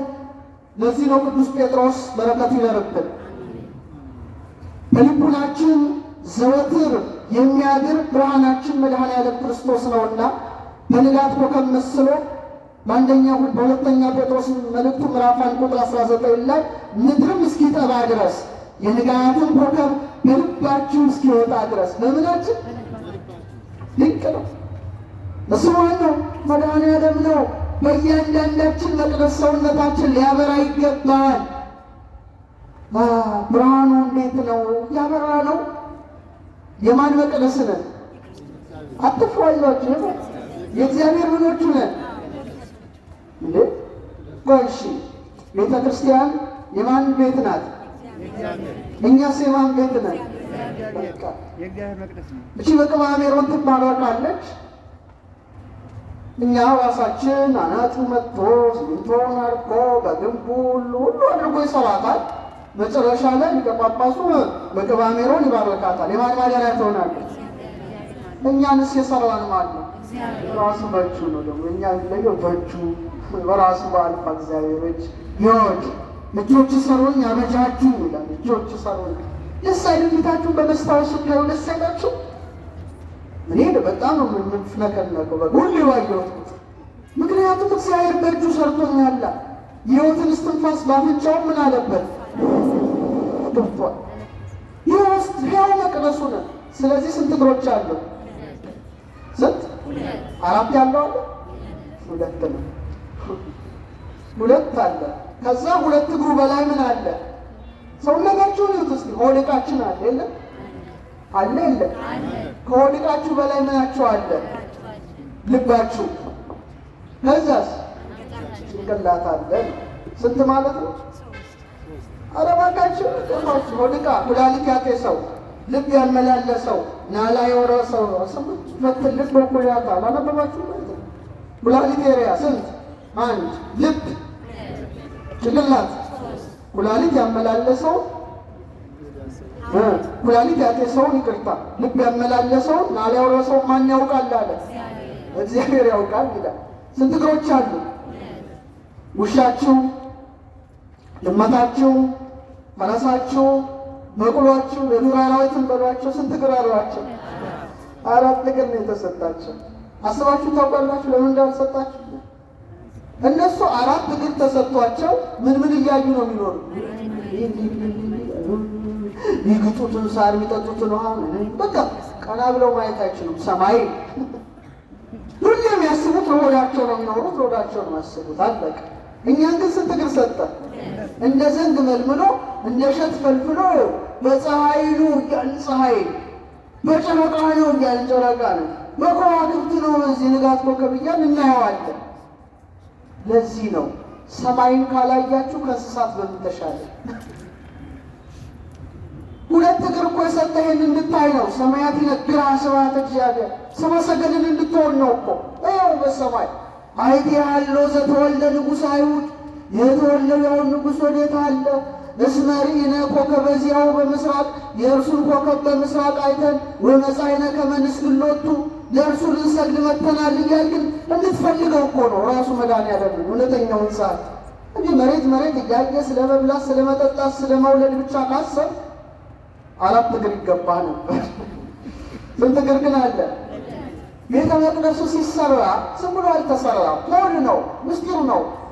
ሙሴን ሲና ተራራ ላይ ያወጣውና የብርሃን ድንኳን ያሳየዋልና እንደዚህ ከመዝ ትገብራለህ ደብተራ እንዲያደርገህ ስራ ይሏል። እያንዳንዱን ያሰለጠነው አርክቴክቱ ባለቤቱ ነው። አሳይቶ ለዚህ ነው ያሬድ ጾመ ድጓው ላይ አርያሙ ምን ይላል? ቀዳሚሃ ለጽዮን ሰማየ ሳረረ፣ ከጽዮን አስቀድሞ ሰማይን ፈጠረ። ወበዳግም አርአዮ ለሙሴ ዘከመ ይገብር ግብረ አለ ደብተራ፣ ዳግመኛ ለሙሴ የድንኳኗን ስራ አሳየው ይላል። እና የነሐስ ትልቅ የነሐስ ያዕቆብና በለዝ የሚባሉ ስንት ምሰሶች አሉ? ሁለት። ስንት እግሮች አሉ? አራበለሱ ስንት እግሮች አሉ? ያዕቆብና በለዝ መቅደሱን እንዳጸኑት ዛሬም ሁለት እግሮች አለው። እና እግሮቻችን ሁሉ ለማን ይመረከካሉ? ለእግዚአብሔር። ከመለስሙ ለኢየሱስ ክርስቶስ አለ። እነዚህ ናቸው። ይስግድ ሁሉ ብርክ ያዕቆብ ቀኙ መለስ ግራው እግሬ ነው። ከዛ መቅደሱን ሲሰራው ስንት ክፍል አስደረገው? 3 ብሎ ነው እንደ 3 የመጀመሪያው አደባባይ ይባላል። እና አደባባይ ላይ ያለው ስርዓት ምን መሰላችሁ? ፊታችሁን በመስታወት ስታዩ እንድታስቡት ብዬ ነው። አደባባይ ላይ ምን አለ መሰላችሁ? የሚቃጠል መስዋዕት ካህናት የመናጻት ስርዓት ያከናውናሉ። የሚቃጠል መስዋዕት ለማን ይቀርባል? ምን ላይ? የመጀመሪያው ክፍል አደባባይ መቃጠል ስርዓት። ሆልቃችሁን አስባችሁታል? አንጀታችሁ አንጀቴ ምን ሆነ ትላላችሁ? ተቃጠለ ትላላችሁ። የአንጀት የሚቃጠልበት አደባባይ ነው። የዛሬው አንጀታችን ግን የሚቃጠለው በማን ፍቅር ነው? በክርስቶስ ፍቅር ነው እንጂ ይላል በቃ እንደ ዮሐንስ አንጀት የተቃጠለ በአንቺ ፍቅር ይላል። በእግዚአብሔር ፍቅር ካልቃጠል ማነው ያድገነ ፍቅሮ ለክርስቶስ ያለው እኮ አንጀቱ ቅጥል ብሎ ነው። እነ እስጢፋኖስ እኮ አንጀቱ በክርስቶስ ፍቅር ቅጥል ብሎ ነው። ያ ሁሉ ድንጋይ ሲወረወርበት ለሱ ገለባ ነበረ። የሰማችሁ አንጀታችን እንደ አደባባይ አድርጎታል። መቅደሱ ነው። ልባችንን እንደ ቅድስት አደረገው። እንደምን ቅድስት ላይ 3 ስርዓቶች ተከናወኑ። አንደኛው ዕጣን፣ የምን መስዋዕት? የዕጣን መስዋዕት። የጢስ ይወጣል ወደ ማን?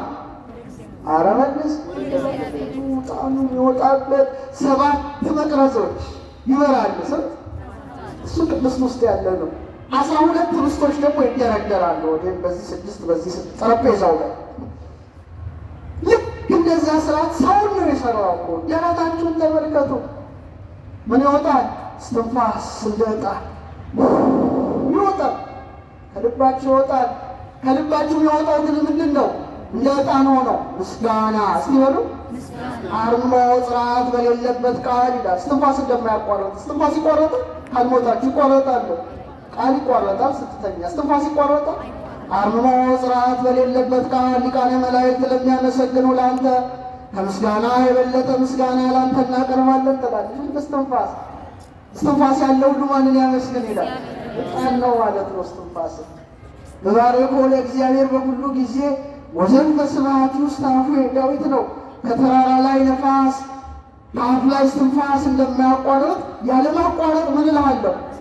ዕጣን አድርጋችሁን ታውቃላችሁ? ልባችሁን እንጃ። 7 የመቅረዝ መብራት እንደሚበራ 7 የልቡን አይኖች አሉ። እግዚአብሔር ያብራልን። 7 የልቡን አይኖች አሉ። ዝርዝራቸው ውስጥ አልገባም። እንደ 12 ኅብስት እንደ ስንት ልገቡት? 12 ኅብስት ሲሰዋ አሮን ምን ያደርጋል? 12 ዕንቁ ያለበት ልብስ ይለብሳል። ስንት? 12። በዚህ 6 በዚህ 6 የእስራኤል ትውልዶች ነገደ እስራኤል ስም የተጻፈበት 12 ከዕንቁ የተሰሩ ጸናጽል ዘውስተ ልብሱ ለአሮን ካህን ድንግል ትመሰልበታለች። 12 ልብስ የደረት ልብስ ለብሶ ይመጣና 12ቱን ኅብስት ሰውቶ ለማን ያቀርባል? ኧረ መልሱ ለእግዚአብሔር በዙፋ በመንበሩ ላይ ማለት ነው። ልባችሁስ? ልብ ምንድን ነው? ፓርት ማለት አይደለም። አንተ ልብ በእኛ ትምህርት በኢትዮጵያ ሊቃውንት ትምህርት ነው ብላችሁ ትልቁ ትምህርት በጣም ረጅም ትምህርት አለ። ቤተ ክርስቲያኗን አናውቃትም በብዙ። ልብ ማለት የልዑል ቤት ማለት ነው። የማን ቤት? የልዑል ቤትም በተመሳሳይ መልኩ በ24 አጥንቶች ተጠብቀዋል። የጎድን አጥንት ስንት ነው ቁጥሩ? 24 ነው። በሰማይ 24ቱ ካህናተ ሰማይ በዙፋኑ ዙሪያ እንደከበቡ 12 በዚህ 12 በዚህ በተመሳሳይ መልኩ የልዑል ዙፋን ሕይወት የሚወጣበት ልባችን የእሱ ዙፋን የሆነው ልባችንም በ24ቱ ልብስ አጥንት ከቦታል። ቅድስተ ቅዱሳን የውስጥ ውስጥ ነው። ሊቀ ካህናቱ የሚገባበት 7 ምሰሶዎች የሚያበሩበት ራስ ቅላችን ነው። አሁን የለንበት ዘመን በጣም የተባረከ ዘመን ነው። ይሄ በዚህ ዘመን መወለድ መባረክ ነው ብዬ ማምን ሰው ነኝ። የሌሎቻችሁን አላውቅም፣ አይመለከተኝም። ምክንያቱም እንዲህ በትንቢት በምሳሌ የተመሰለው ምሳሌ ጭንቅላት ተከፍቶ የተመለከትንበት ከዚህ በቀር ምን አለ? ምን አለ? ምንም የለም። በቅድስተ ቅዱሳን ውስጥ ታቦቱ መናው የያዘች መሶበ ወርቅና በትረ አሮን 3ቱ እንዳሉ ጭንቅላት ሲከፈት ይሄ ነው የተገኘው። አቤት ዘመናችን ምን አይነት የተባረከ ዘመኑ ሰልጥኖ እውቀት ገዝቶ ጭንቅላት ሲከፈት እነዚሁ ነው የተገኙት። ንገራችሁ ውስጥ ምን እንዳለ ማወቅ ትፈልጋላችሁ? ግሩምና ድንቅ አድርገህ ፈጥረኸኛልና ምን እልሃለሁ? አመሰግንሃለሁ ይላል ዳዊት። በጣም ግሩም ነን፣ ድንቅ ነን፣ ውብ ነን። አልፋ እግዚአብሔር መልኩ ቀርጾብናል እና ጭንቅላት ሲከፈት የተገኘው አስገራሚ ነው። ነጭ ዛፍ እንደ አሮን በትር እኮ በጣም ነጭ ሆነ ይለመልም። ሳይንቲስቶች አሉት። መንፈስ ቅዱስ ነው የሚያናግረው። አንተ ዝም ብሎ ስያሜ አይሰጥም። እግዚአብሔር ያናግራል። በዛም በዚህም አድሮ አንተ ብቻ አይምሰልም። ድንጋዮችንም ያናግራል። እሰግድለታለሁ እንዳለ ሄሮድስ ማለት ነው።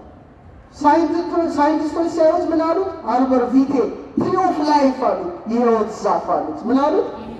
ስፍራ አለ ውስጥ አንተ ከዛ የአሮን በትር 12 ሰዓት ቤተ መቅደስ ተቀምጣ ሳይተክሏት በቅላ ሲያጠጧት ለምልማ አብባ ፍርታ እንደተገኘች 12 በኩረ ሆኑ። ጭንቅላት ሲከፈት 12 ስሮች አሉ። ክሬኒያል ነርቭስ ድንቅ ነው፣ ድንቅ ነው። አርአያ ለሙሴ ዘከመ ይገብር ግብራ ለደብተራ እኔም አንተም አንቺም ሁላችንም ነን። እነዚህ ነርቮች ቢቋረጡ መስማት አትችልም፣ ይተባተባል፣ መናገር አትችልም፣ ማየት አትችልም። ስንት ናቸው ቁጥራቸው? 12 ብቻ ናቸው። መጨረሻ ግን የተገኘው በጣም ከባድ ነው። በጣም የሚያበራ ነው። በጣም የሚያንጸባረቅ ነው። እጅግ የተለየ ነው። በጣም ፈሳሽ ነው። ደስ ያለ ጠብ ጠብ ጠብ ጠብ እያለ በዚህ ይመጣል። በ33 ይሄዳል። ብርሃን የተዋሃደው ቅባት ውስጡ አለ። መክሊት እግዚአብሔር ያስቀመጠው እና ሳይንቲስቶች አይዘመን የተባረከ ዘመን አይደል ሲያዩት በመሳሪያ ይታያል። አሁን ሲከፈት ጭንቅላት ምን ብለው እንደሰየሙት ታውቃላችሁ? ሳክሪፊሽን ክራይስቶ የክርስቶስ ዘይት ብለው ሰየሙት። እስላም ያይባው እሱ ነው መቀበሱ ነው። ሁሉ በሱ ተጋጥመዋል። ማንም የለም። ፀሐይ በለው፣ ጨረቃ በለው፣ ከዋክብት በለው፣ ዛፍ በለው፣ አንተ በለው ወሁሉ ወጡ ሆነ፣ ሁሉ በእርሱ ሆነ። ወዘንበሌ ውስጥ አልቦ ዘኮነ ወኢብን ብሊም ዘኮነ ከሆነውም ያለሱ ምንም የሆነ የለም። ለምን ፕሮቲናችሁን ብታዩት ጌታ እንደተሰቀለ ሆኖ ነው። ያ ሲቋረጥ ትሞታለህ። ለሱም ሕይወት ነበረች፣ ሕይወትም የሰው ብርሃን ነበረች። ሕይወታችን ማን ነው? መድኃኔዓለም ነው። በቀራንዮ ተሰቅሎ ሥጋውን የቆረሰ ደሙን ያፈሰሰ በከበረ ደግሞ ፈሳሽነት ዓለምን ያዳነ ሁሉ በእርሱ ምን ሆኗል? ተጋጥሟል። እና ጴጥሮስ ለዚህ ነው የአጥቢያ ኮከብ በልባችሁ ውስጥ ይወጣ። የአጥቢያ ኮከብ ማን ነው? ክርስቶስ ነው። ራሱ እንዳስተማረ ያ በሰማይ ሲወጣ አሁንም መድኃኔዓለም በልባችሁ ይውጣ፣ ይብራ። ፀሐይነቱ ምን ይሁን? ይብራ። ብርሃናችሁ በሰው ሁሉ ፊት ምን ይበል? ንገሩኝ እስቲ ምን ይበል? ይብራ ካለ በኋላ ሰሎሞን እቺ ያለውን ቃል ነግሬ አበቃለሁ። አንድ 5 ደቂቃ አለ። እሺ እሩየ ጻዕዳ ወቀይ ወንድሜ አለ። ነጭና ቀይ ነው ርዕሱ ማለት ነው። ከእልፍ የተመረጠ ነው ይላል። ወንድሜ በምስል ይገቡት። ነጭና ቀይ ነው፣ ከእልፍ የተመረጠ ነው። ሊቃውንት ሲተረጉሙት ጻዕዳ በመለኮቱ ወቀይ በትስብእቱ ይሉታል። ሰሎሞን ግን ምን ይለዋል? ወልድ ሆየ ብዙ ነው። አማርኛው አጠር ያደርገዋል። ወልድ ወንድሜ ይላል። ውዴ ይለዋል የአማርኛው። ወልድ ማለት እግዚአብሔር ወልድ ነው። ወንድሜ ማለቱ የእኛን ሥጋ ተዋህዷል። ነጭና ቀይ ነው ይላል። ምንና ምንድን ነው? ቀይ ማለቱ ምን ስለተዋሃደ ነው? ሥጋ። እስቲ በሉ ሥጋ። ለዚህ ነው በአንደኛ ዮሐንስ መልእክት ምዕራፍ 5 ቁጥር 6 ላይ በውሃና በደም የመጣ ይህ ነው፣ እርሱም ኢየሱስ ክርስቶስ ነው፣ በውሃውና በደሙ እንጂ በውሃው ብቻ አይደለም በማለት ስለ ደሙ ያነሳል። ስለምን ያነሳል? ስለ ደሙ ያነሳል። በተለይ ኢሳይያስ ይሄ ነው የሚያየው፣ ቀይ ሆኖ ያየዋል። በጥቂት እኮ ነው ከ500 ዓመት አስከትሎ ምን ይላል? መኑ ውእቱ ዝንቱ ዘወፅአ ሜዶም ቀይ አልባስ እምባሶር መካብእሲ ኃያል ወግሩም በልብሰቱ። ይህ ከኤዶምያስ ልብሱ የቀላ ከባሶር የሚወጣ አለባበሱ ያማረ በጉልበቱ ጽናት የሚራመድ ማን ነው ይላል። መልስ ስጡት። ማን ነው? መድኃኔዓለም ክርስቶስ ነው።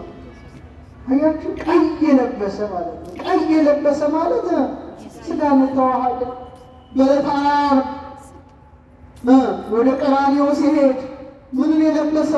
ቀይ ከለሜዳን የለበሰ አምላካችን ማነው? ለምን ትቄ አልባሲከ ይላል ኢሳይያስ። ልብስ ስለምን ቀላ? ጥያቄ ነው። ለምን ሥጋን ተዋሃድክ? ወይም ከፈለጋችሁ ለምን ቀይ ከለሜዳን ለበስክ ይላል። ጉዴ ነጭና ቀይ ነው። አዎ ከለሜዳን ለብሶ ሄዷል። ልብሱን ገፈው ቀይ ግምጃ ለበሱት።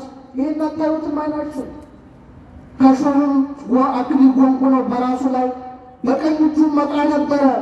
በፊቱ ተንበርክከው የሁን ንጉሥ ሆይ ሰላም ላንተ ይሁን እያሉ ዘበቱበት ይላል ማቴዎስ 27:28። ለምን ትቄ አልባሲከ? ልብስ ስለምን ቀላ? ለምን ከለሜዳ አለበስክ? አዎ ለመዘበት ነው። ደምህን እናፈሳለን ለማለት ነው። ግን እነሱ የሚያደርጉትም ቀዩ አምላክ ግን ሥጋን የተዋሃደው ክርስቶስ ግን ቀይ ለመልበሱ ምንድን ነው? ሊቀ ካህናት ስለነበረ ነው። በዘጸአት 28:5 ላይ ምን ይላል? ወርቅንም ሰማያዊ፣ ሐምራዊ፣ ቀይ ግምጃ ጥሩ በፍታ የሚሰሩ። ምን አይነት ግምጃ? ቀይ። ሊቀ ካህናቱ ቀይ ግምጃን ይለብሳል። ለምን?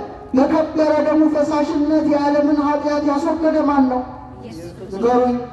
የክብር ባለቤት የአማልክት አምላክ የነገሥታት ንጉሥ ኢየሱስ ክርስቶስ ብቻ ነው።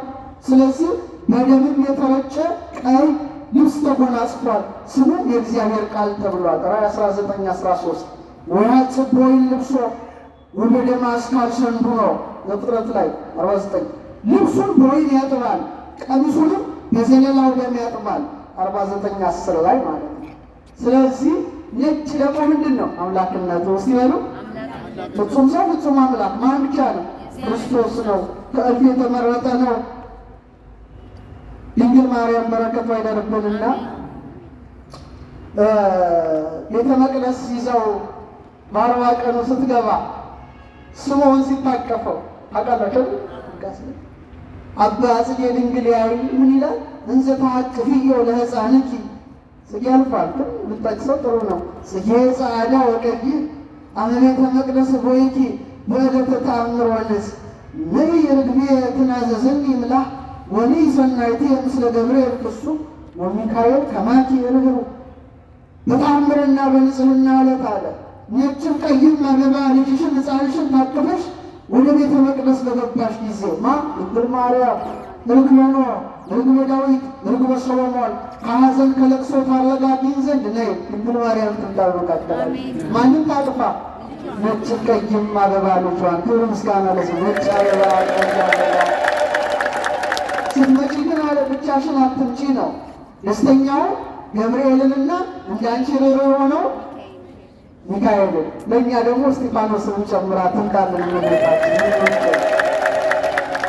ለምን? ቀይ ጽጌረዳ መስዋዕትነቱን ያመለክታል። እናንተ ጊፍት እያላችሁ ለፍሬንዶቻችሁ ነው መስጠት አይደለም። ጾመ ድጓ ላይ ምን ይላል? ጽጌረዳ አስቀምጡ ይላል። የስቅለቱ ቀን ሲወጡ ነው ያተቀደሳቱ ምን ይላል? ትእዛዝ አለ። ቀይ ጽጌረዳ ያስቀምጡ። ለምንድን ነው ቀይ ጽጌረዳ? ጽጌረዳ ውብ እንደሆነ ምንድን ነው? አምላካችን ምንድን ነው? ውብ ነው። ይሴሚልሃዩ እንደዋለና ውበቱ ከሰው ልጆች ሁሉ ይህ ነው ይላል። ያምራል። ቀይ እንደሆነ ምኑን አፍስሷል? ደሙን አፍስሷል። ጽጌረዳ በእሾህ እንደተከበበች የክብር ባለቤት የሾህ አክሊልን ምን ብሏል? በጭንቅላቱ ላይ ተቀዳጅቷል። በመቀዳጀት ውስጥ አጥፋ አለነ መርገመ ሶክ ወአሜከላ ዘበቆለ ውስተ ምድርነ በምድራችን የበቀለ እሾህ አሜከላ መርገምን ብሏል፣ ሽሯል። ልክ እንደ ነጭ አበባ ደግሞ ትንሣኤውን ገልጧል። ምስጋና ለስሙ። ትንሣኤውን ገልጧል። ለዚህ ነው ክርስትና ስንነሳ ነጭ፣ ቀይ፣ ጥቁር ቀለም ያለ ማተብ ይታሰርልናል። አንገታችን ላይ እታችን ያሰርኩት ነጭ፣ ቀይ፣ ጥቁር ነው። ቀይ ጥቁር ነው። ለምንድን ነው ነጩ?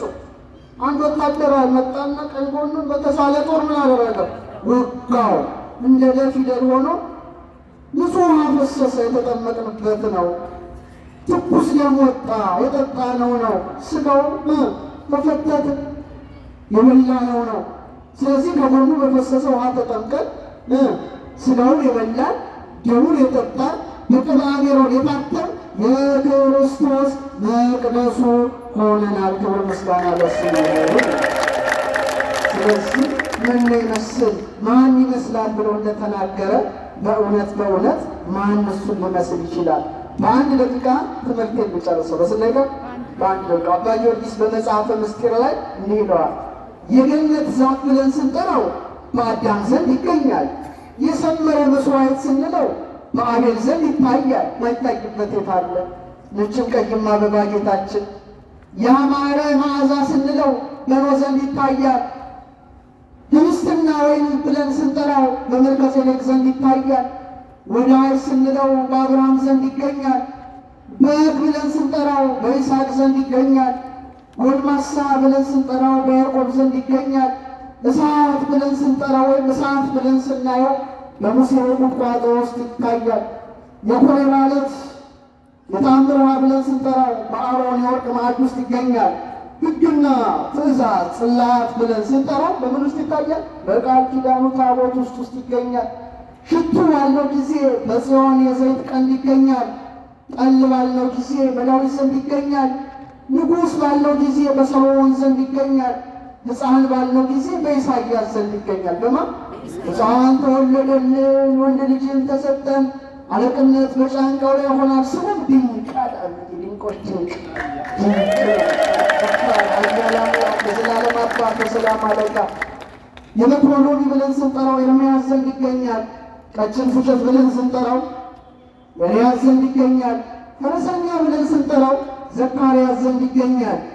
ግምጃ ብለን ስንጠራው ሕዝቅኤል ዘንድ ይገኛል። ከተራራ ላይ የወረደ ደንጊያ ብለን ስንጠራው በዳንኤል ዘንድ ይገኛል። የምስጋና ጽዋ ብለን ስንጠራው በሱቱኤል ዕዝራ ዘንድ ይገኛል። አምላካችን የማይገኝበት የለም። ስለዚህ በእውነት ይህንን ማየት ነው። በቃ ስብከት ማለት ይህን ማየት ነው። እናየው ዘንድ ደግሞ መልክና ደም ግባት የለውም ይላል ኢሳይያስ። ደግሞ ሰሎሞን እንዲያስደስተው እንዲሁ ውበቱን አሳይቶን አቤት የአምላካችን ፀሐይነቱን አሳይቶን ሲያፍለቀልቀን፣ ኢሳይያስ ደግሞ ምን ይላል? እናየው ዘንድ መልክና ደም ግባት የሕማም ሰው ይላል። በቃ ቀራንዮ ላይ ይወስደናል። ቀራንዮ ላይ ይወስደናል። ቀራንዮውን እስቲ አስቡት። 6666 ጊዜ የተገረፈ ጀርባ ሰውነት አስባችሁታል? ስጋው አልቆ እንደ በረዶ አጥንቱ 1 2 3 ብሎ ሲቆጠር በስት ሚስማር የተወጋ እጁ እግሩ በጦር የተበሳ ጎኑ በሾህ አክሊል እዚህ ጋር ደግሞ ደፍተው አክሊል እንደገና ጭንቅላቱን መጥቶ ፊቱ በደም እናየው ዘንድ መልክና ደም ግባት የለም። ብቻ እኛ ክርስቲያኖች ሁለቱንም እናያለን። የሕማም ፊቱንም እናስባለን፣ የደብረ ታቦር ፊቱንም እናስባለን። ምክንያቱም ውዴ ነጭና ቀይ ነው። ወስብሐት ለእግዚአብሔር።